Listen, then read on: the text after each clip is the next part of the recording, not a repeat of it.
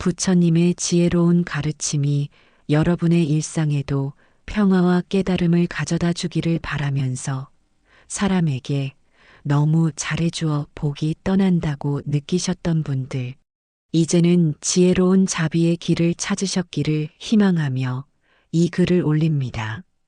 새벽 종소리가 산사에 울려 퍼지는 순간 한 제자가 깊은 고민을 안고 부처님을 찾아왔다.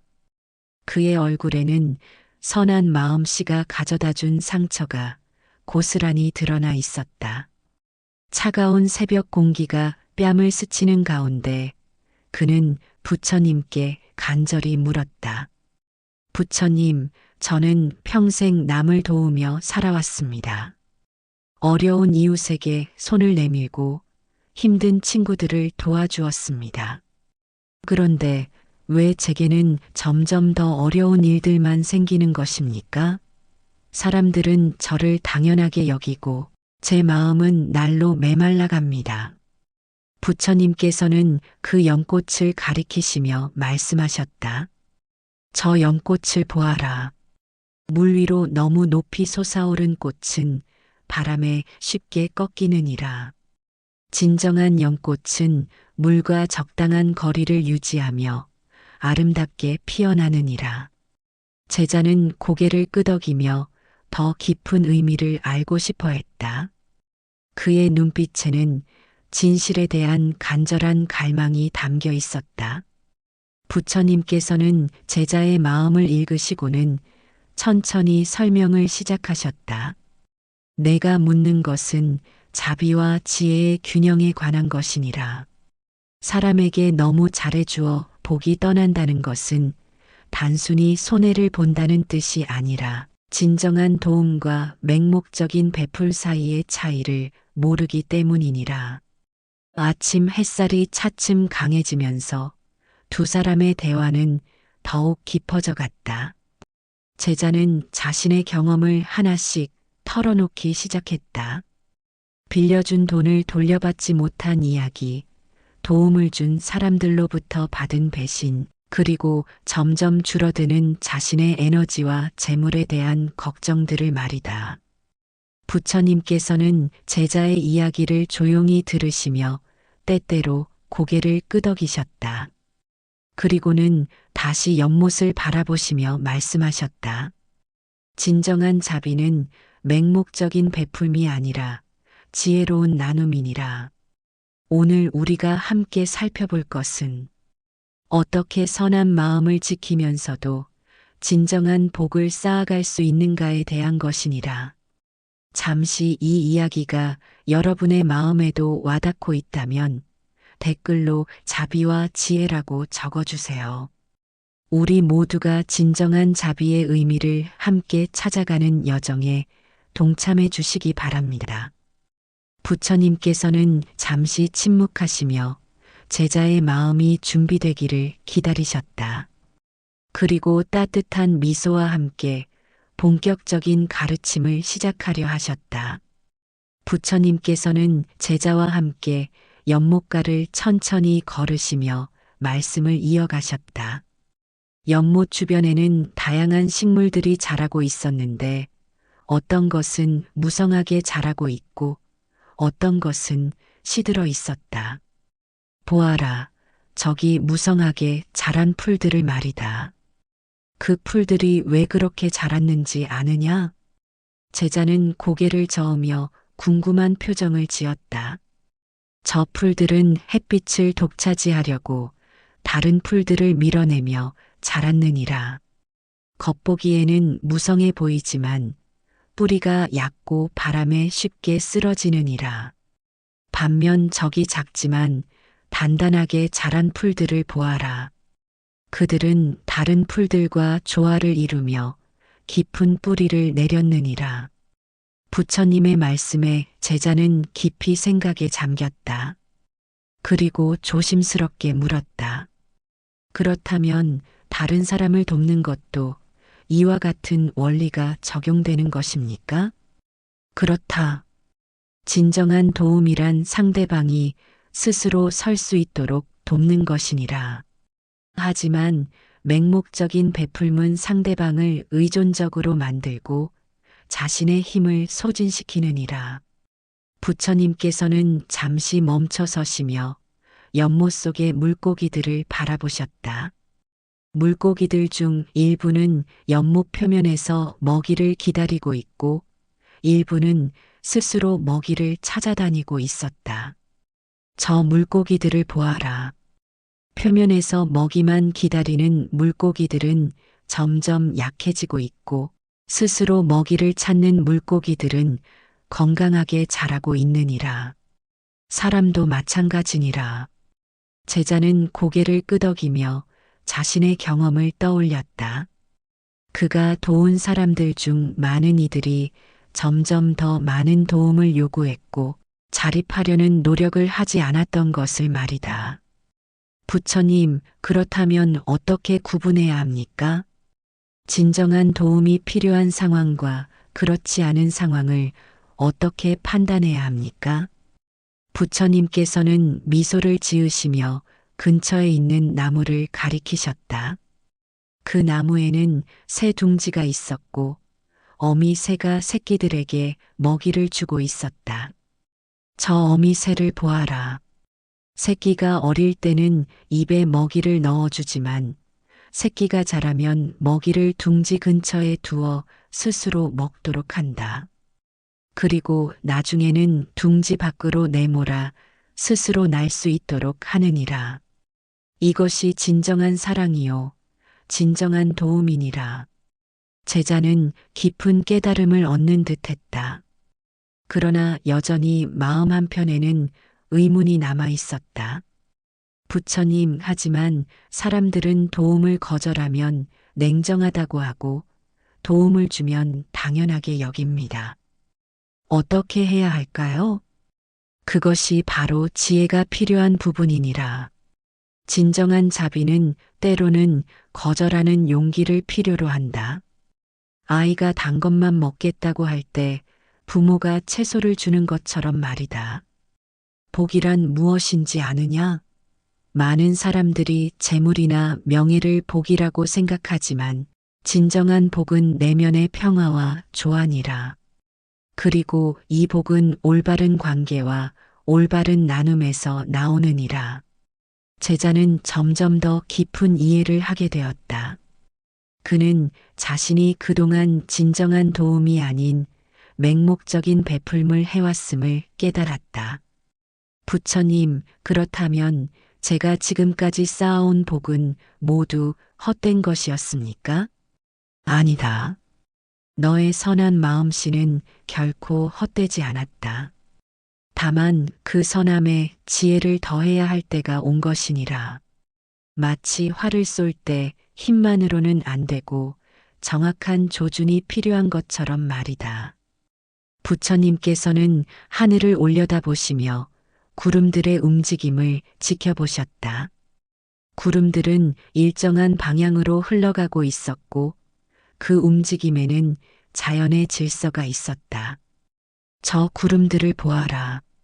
각자의 속도로 각자의 방향으로 움직이지만 전체적으로는 조화를 이루고 있느니라. 사람과 사람 사이의 도움도 이와 같아야 하느니라. 각자의 역할이 있고 각자의 책임이 있느니라. 그렇다면 부처님, 구체적으로 어떤 기준을 가져야 합니까? 첫째, 상대방이 진정으로 노력하고 있는가를 보아라. 둘째, 그 도움이 상대방의 성장에 도움이 되는가를 생각해 보아라. 셋째, 자신의 능력 범위 내에서 지속 가능한 도움인가를 판단해 보아라. 넷째, 그 도움이 다른 사람들에게 어떤 영향을 미치는가를 고려해 보아라. 부처님의 말씀에 제자는 고개를 끄덕였다. 그리고 자신의 과거 경험들을 하나씩 되짚어 보기 시작했다. 부처님, 저는 그동안 이런 기준 없이 감정적으로만 도움을 주었던 것 같습니다.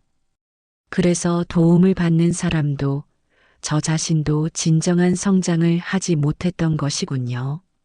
그렇다. 진정한 자비는 감정이 아닌 지혜에서 나오느니라. 마음이 뜨거워도 머리는 차가워야 하느니라. 부처님께서는 연못가에 돌을 하나 집으시며 물에 던지셨다. 돌이 만든 파문이 동심원을 그리며 퍼져나갔다. 저 파문을 보아라. 하나의 올바른 행동이 어떻게 퍼져나가는지를 말이다. 진정한 도움은 이와 같이 선순환을 만들어내느니라. 하지만 잘못된 도움은 악순환을 만들어내느니라. 제자는 파문을 바라보며 깊은 감동을 받았다. 그리고 자신이 앞으로 어떻게 살아가야 할지에 대한 방향을 찾기 시작했다. 부처님, 이제 조금씩 이해가 되기 시작합니다. 그런데 이미 잘못된 관계로 얽혀 있는 사람들과는 어떻게 해야 합니까? 천천히 점진적으로 변화를 만들어 가야 하느니라. 갑작스러운 변화는 혼란을 가져올 뿐이다. 마치 강물의 흐름을 바꿀 때 한 번에 하지 않고 조금씩 방향을 바꾸는 것처럼 말이다. 부처님의 말씀은 계속 이어졌다. 그리고 제자의 마음 속에는 새로운 이해와 희망이 자라나기 시작했다. 부처님께서는 제자와 함께 연못을 한 바퀴 돌면서 더욱 깊은 가르침을 전하기 시작하셨다. 해가 중천에 뜨면서 연못의 물은 더욱 맑게 반짝였다. 이제 너에게 진정한 복이 무엇인지 말해주겠노라. 첫째, 복은 받는 것이 아니라 순환하는 것이니라. 저 물을 보아라. 항상 새로운 물이 들어오고 새로운 물이 나간다. 그래서 연못은 항상 맑고 생명력이 넘치느니라. 만약 물이 들어오기만 하고 나가지 않는다면 어떻게 되겠느냐? 썩고 말 것이니라. 반대로 나가기만 하고 들어오지 않는다면 말라버릴 것이니라. 둘째, 진정한 복은 상대방의 성장과 함께 오는 것이니라. 씨앗을 심을 때를 생각해 보아라. 씨앗을 그냥 주는 것이 아니라 좋은 땅에 심고 적절한 물과 햇빛을 주어야 꽃이 피고 열매가 맺히느니라. 사람을 도울 때도 마찬가지니라. 저 연꽃은 진흙에서 자라지만 깨끗하게 피어난다. 이것이 바로 진정한 도움의 결과니라. 어려움 속에서도 스스로의 힘으로 아름다움을 피워내는 것 말이다. 잠시 이 가르침이 마음에 와닿고 있다면 좋아요 한번 눌러주세요. 부처님의 지혜가 우리 모두에게 전해지고 있다면 좋아요로 함께 해주세요. 셋째, 복은 내면의 평화에서 나오는 것이니라. 많은 사람들이 외부의 인정이나 칭찬을 복이라고 생각하지만 그것은 모래 위에 지은 집과 같아서 곧 무너지느니라. 진정한 복은 옳은 일을 했다는 내면의 확신에서 나오느니라. 넷째, 복은 때를 아는 지혜에서 나오느니라. 농부가 계절을 알고 씨를 뿌리듯 도움도 적절한 때가 있느니라. 상대방이 준비되지 않았을 때 주는 도움은 오히려 독이 될 수 있느니라. 그는 종종 상대방의 상황이나 마음의 준비 상태를 고려하지 않고 무작정 도움을 주었던 것을 반성했다. 다섯째, 진정한 복은 균형에서 나오느니라.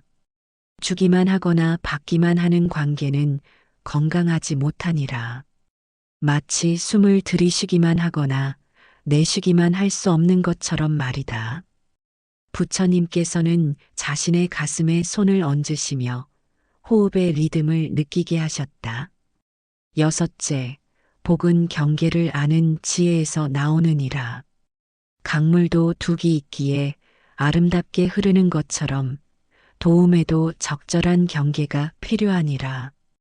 경계 없는 도움은 강물이 범람하는 것과 같아서 모든 것을 망가뜨리느니라.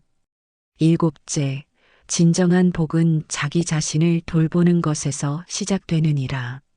자신이 비어 있는데 어떻게 다른 사람을 채워줄 수 있겠느냐? 우물이 마른 후에는 물을 줄 수 없는 것과 같으니라.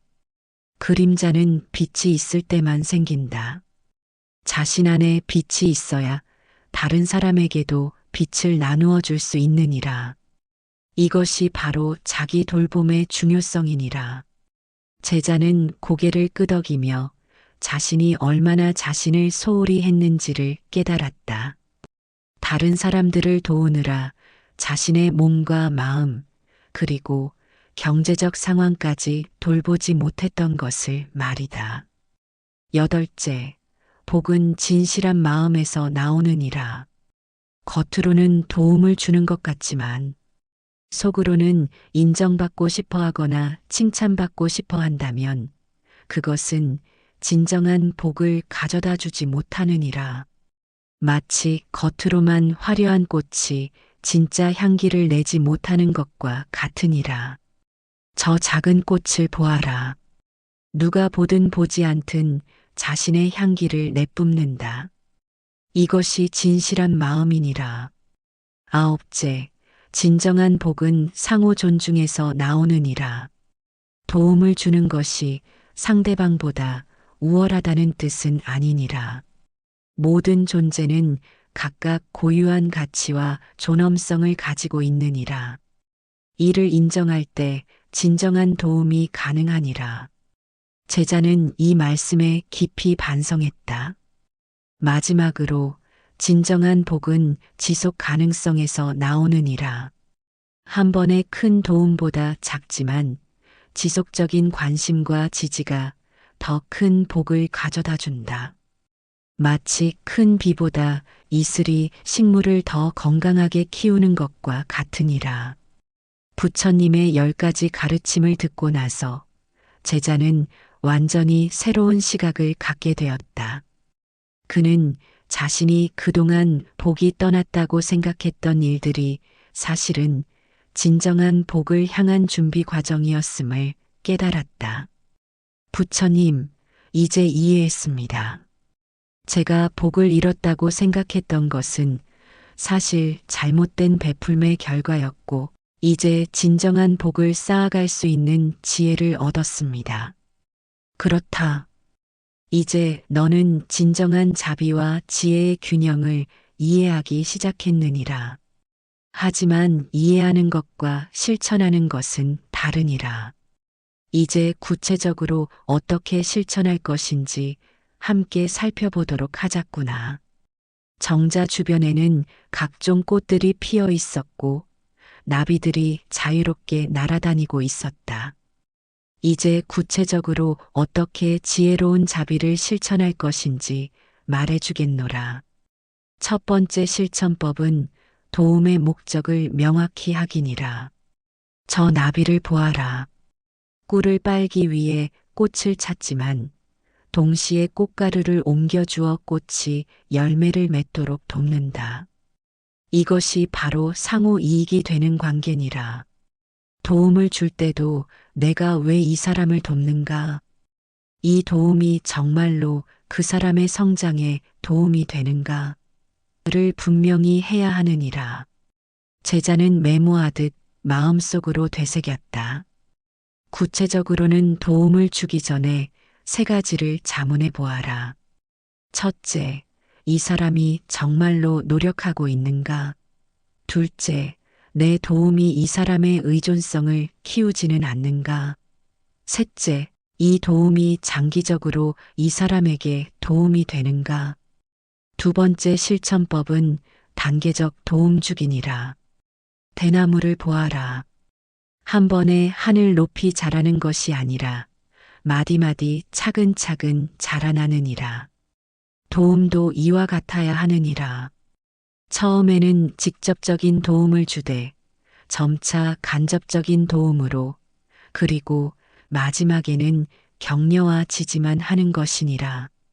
예를 들어 경제적으로 어려운 친구가 있다면 처음에는 급한 불을 꺼주되 그 다음에는 일자리를 찾도록 도와주고 마지막에는 스스로 헤쳐나갈 수 있도록 응원만 해주는 것이니라. 세 번째 실천법은 경계 설정하기니라. 이 기둥이 없다면 정자가 무너질 것이니라. 관계에서도 적절한 경계가 있어야 건강한 관계를 유지할 수 있느니라.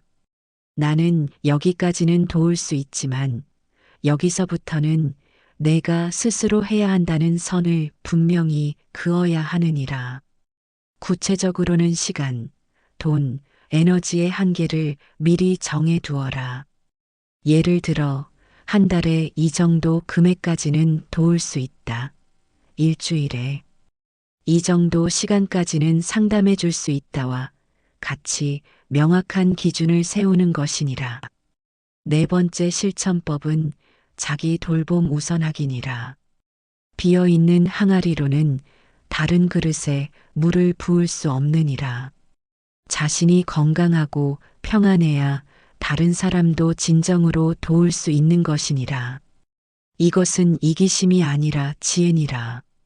매일 자신의 몸과 마음, 경제적 상태를 점검해 보아라. 피곤할 때는 쉬고, 스트레스 받을 때는 해소하고, 경제적으로 어려울 때는 절약하라. 자신을 돌보는 것이 다른 사람을 돌보는 것의 출발점이니라. 다섯 번째 실천법은 진정한 필요 구별하기니라. 부처님께서는 하늘을 날아가는 새들을 바라보시며 말씀하셨다. 저기 날아가는 새들을 보아라. 어떤 새는 상처를 입어 정말로 도움이 필요하고 어떤 새는 단지 게으름 때문에 둥지에서 나오지 않으려 하느니라. 사람도 마찬가지니라. 진정한 필요와 단순한 욕구를 구별할 줄 알아야 하느니라. 상대방이 요청하는 도움이 생존을 위한 것인지, 편의를 위한 것인지, 아니면 단순한 욕망인지를 판단해 보아라. 그리고 그에 따라 도움의 정도와 방식을 조절하라. 여섯 번째 실천법은 교육적 도움주기니라. 부처님께서는 연못가에서 물고기에게 먹이를 주는 사람을 가리키시며 말씀하셨다. 저 사람이 물고기에게 먹이를 주는 것을 보아라.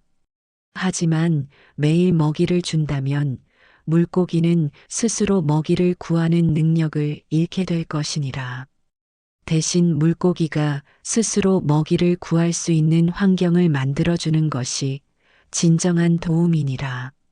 사람을 도울 때도 마찬가지니라. 단순히 결과를 주는 것이 아니라 과정을 가르쳐 주어라.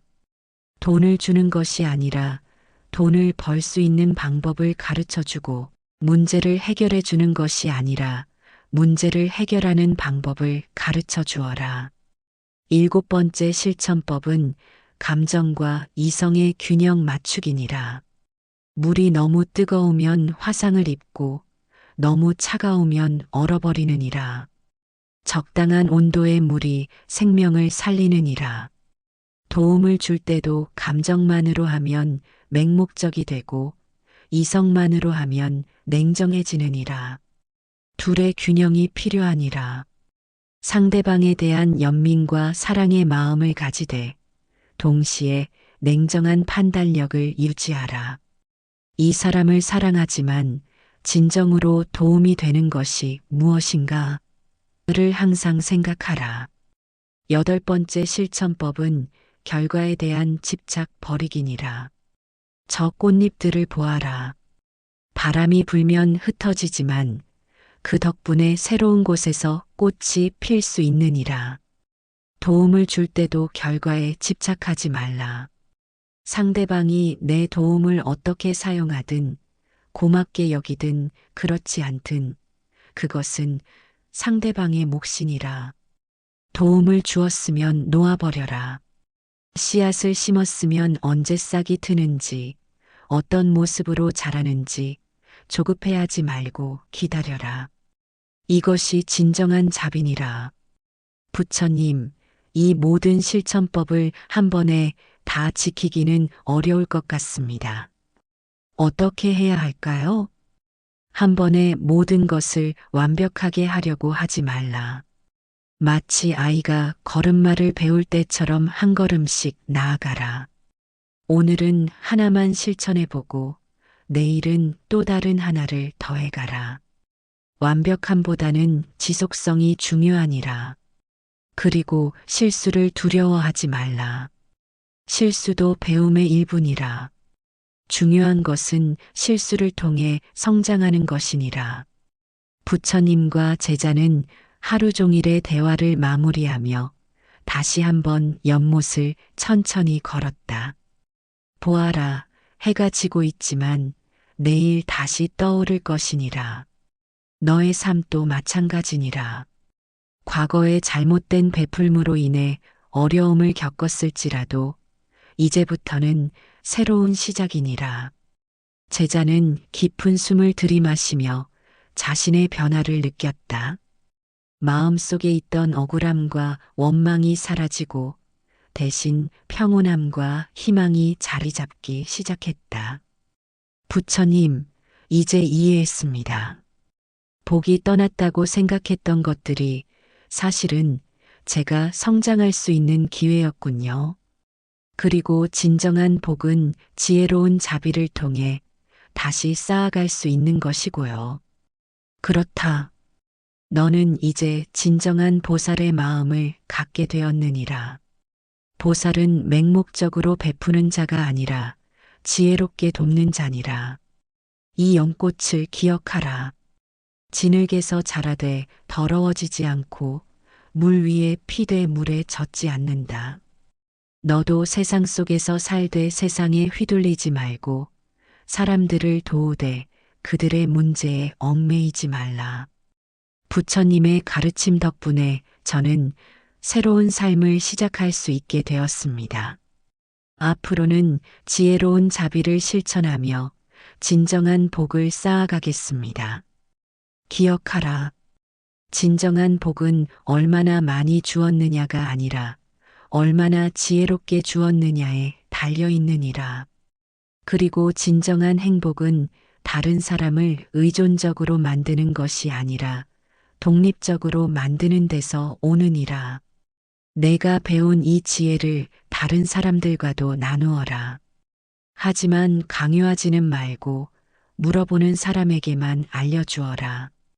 지혜는 강제로 전해지는 것이 아니라 자연스럽게 스며드는 것이니라. 그날 밤 제자는 자신의 방에서 하루 종일 들은 가르침을 되새겼다. 그리고 내일부터 어떻게 실천할 것인지 구체적인 계획을 세웠다.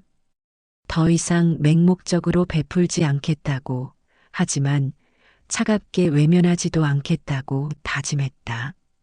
지혜와 자비의 균형을 맞춰 진정한 도움을 주는 사람이 되겠다고 결심했다. 며칠 후 제자에게 다시 도움을 요청하는 사람이 나타났다. 하지만 이번에는 달랐다. 그는 먼저 상대방의 상황을 자세히 들어보고 진정으로 필요한 도움이 무엇인지 파악했다. 그리고 즉석에서 해결책을 제공하는 대신 상대방이 스스로 문제를 해결할 수 있도록 단계적으로 도왔다. 놀라운 일이 일어났다.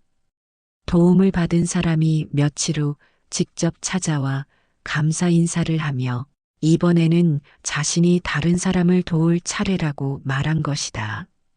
제자는 그제서야 부처님의 말씀이 얼마나 깊은 지혜였는지 실감했다. 시간이 흘러 제자의 주변에는 점점 더 많은 사람들이 진정한 변화를 경험하기 시작했다. 의존적이던 사람들이 독립적으로 변했고 받기만 하던 사람들이 주는 기쁨을 알게 되었다. 그리고 제자 자신도 예전보다 훨씬 더 풍요로운 삶을 살게 되었다. 경제적으로도 정신적으로도 인간관계에서도 말이다. 이런 소중한 가르침을 더 많은 분들과 나누고 싶으시다면 구독과 좋아요로 응원해 주세요. 그리고 여러분의 경험이나 깨달음의 순간들을 댓글로 나누어 주시면 우리 모두가 함께 성장할 수 있을 것입니다. 진정한 자비와 지혜의 길에서 여러분 모두가 행복하고 평안하시기를 기원합니다. 나무 아미타불. 모든 존재가 행복하고 평안하기를.